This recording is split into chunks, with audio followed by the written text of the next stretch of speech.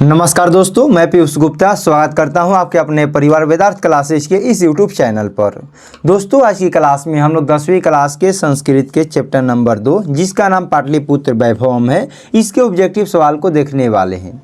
ये सभी ऐसे सवाल हैं दोस्त जो कि आपकी परीक्षा की दृष्टि से काफ़ी महत्वपूर्ण हैं और ये सभी सवाल आपकी परीक्षाओं में बार बार पूछे जाते हैं। तो आइए दोस्तों देखते हैं कि पहला सवाल क्या है। यदि आप लोग हमारे चैनल पर नए हैं तो चैनल को सब्सक्राइब कर दीजिए। यदि आपका कोई भी दोस्त मित्र 10वीं की कंप्लीट तैयारी करना चाहते हैं तो इस वीडियो को शेयर करके सब्सक्राइब जरूर करवाइए। देखिए दोस्तों, पहला सवाल आपकी स्क्रीन पर दिया गया है कि कौमुदी महोत्सव जैसा दृश्य किस अवसर पर दिखाई पड़ता है। तो इसका सही उत्तर हो जाएगा कौमुदी महोत्सव जैसा दृश्य दुर्गा पूजा पर दिखाई पड़ता है। अगला सवाल, पटन देवी किस नगर में अवस्थित है। तो पटन देवी पटना में स्थित है, ऑप्शन नंबर बी। अगला सवाल है, पुरंदर शब्द का अर्थ क्या होता है। पुरंदर का मतलब होता है दोस्त इंद्र। पुरंदर मतलब कि इंद्र, सही उत्तर हो जाएगा सी। अगला सवाल है, किसके काल में पाटलिपुत्र की रक्षा व्यवस्था और शोभा उत्कृष्ट थी। तो इसका सही उत्तर हो जाएगा चंद्रगुप्त मौर्य के शासनकाल में पाटलिपुत्र की रक्षा व्यवस्था अति उत्कृष्ट थी। अगला सवाल है, बुद्ध काले पाटलिपुत्रस्य नगरस्य नाम किमः, यानी कि बुद्ध के समय में पाटलिपुत्र का नाम क्या था। तो बुद्ध के समय में पाटलिपुत्र का नाम पाटलिग्राम था। अगला सवाल है, गोलघर कहाँ है। तो गोलघर पटना में है। अगला सवाल, कुटनिम काव्य के रचनाकार कौन है। यह आपसे सवाल 3 बार परीक्षा में पूछा जा चुका है कि कुटनिम काव्य के रचनाकार कौन है। तो कुटनिम काव्य के रचनाकार है दोस्त दामोदर गुप्त, ऑप्शन नंबर बी। अगला सवाल है कि पटना में गंगा नदी पर कौन सा सेतु है। तो इसका सही उत्तर हो जाएगा पटना में गंगा नदी पर गांधी सेतु है, ऑप्शन नंबर सी। अगला सवाल है कि कस्य महापुरुषस्य जन्म स्थानम पाटलिपुत्रे अस्ति। किस महापुरुष का जन्म स्थान पटना में है। तो इसका सही उत्तर हो जाएगा गुरु गोविंद सिंह का जन्म स्थान पटना में है, ऑप्शन नंबर डी। अगला सवाल, सिखों के 10वें गुरु कौन थे। सिखों के 10वें गुरु कौन थे। तो इसका सही उत्तर हो जाएगा गुरु गोविंद सिंह सिखों के 10वें गुरु थे। अगला सवाल, पाटलिपुत्र किस प्रांत की राजधानी थी। तो पाटलिपुत्र हम लोग जानते हैं कि बिहार की राजधानी थी, ऑप्शन नंबर ए। अगला सवाल है, दामोदर गुप्त ने किस काव्य की रचना किया था। तो हम लोगों ने अभी जाना कि कुटनिम काव्य की रचना दामोदर गुप्त ने किया था, ऑप्शन नंबर हो जाएगा डी। कुटनिम काव्य की रचना दामोदर गुप्त ने किया था। अगला सवाल है, काव्य मीमांसा के लेखक कौन है। काव्य मीमांसा के लेखक कौन है। तो इसका सही उत्तर हो जाएगा राजशेखर काव्य मीमांसा के कवि थे।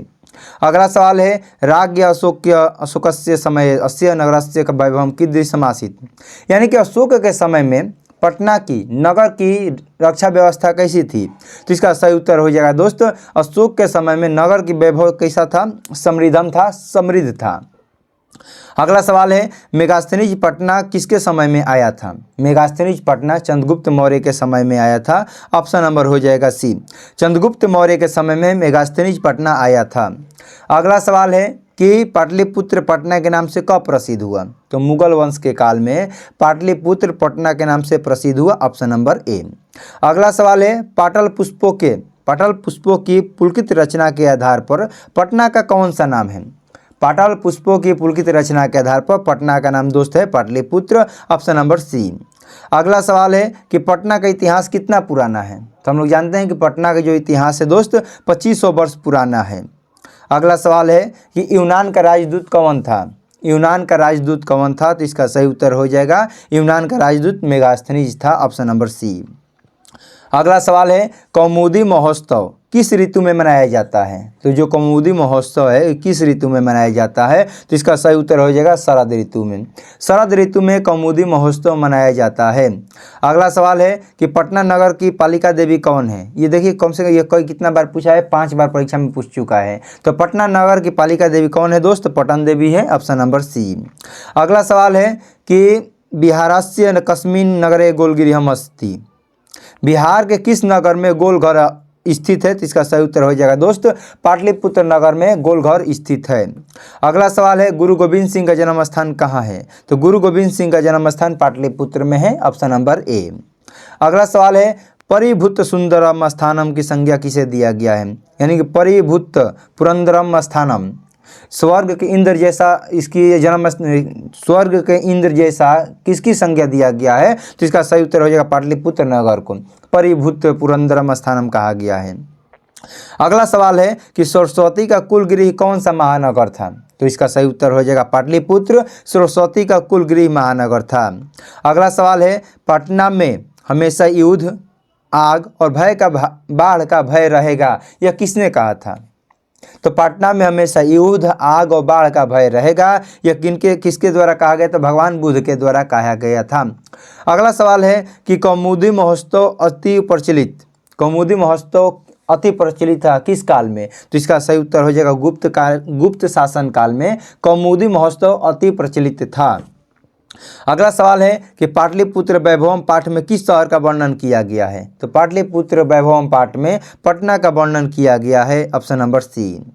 अगला सवाल है कि काल चक्र के कारण कितने वर्ष तक मध्यकाल में पटना की स्थिति जर्जर रही? तो काल चक्र के कारण मध्यकाल में लगभग 1000 वर्षों तक पटना की स्थिति क्या था दोस्त? जर्जर था, ऑप्शन नंबर बी। अगला सवाल है कि पटना शब्द किस शब्द से बना है? पटना शब्द जो बना है वो पतन से बना है। जब पटना पतन हो रहा था तो मध्यकाल में इसका नाम क्या कहा गया? पटना कहा गया। तो इसका सही उत्तर हो जाएगा पतनम। पटना शब्द पतनम से बना है। अगला सवाल है गुरु गोविंद सिंह किस धर्म के गुरु थे? जो गुरु गोविंद सिंह थे वो किस धर्म के थे? तो इसका सही उत्तर हो जाएगा सिख धर्म के गुरु गोविंद सिंह थे।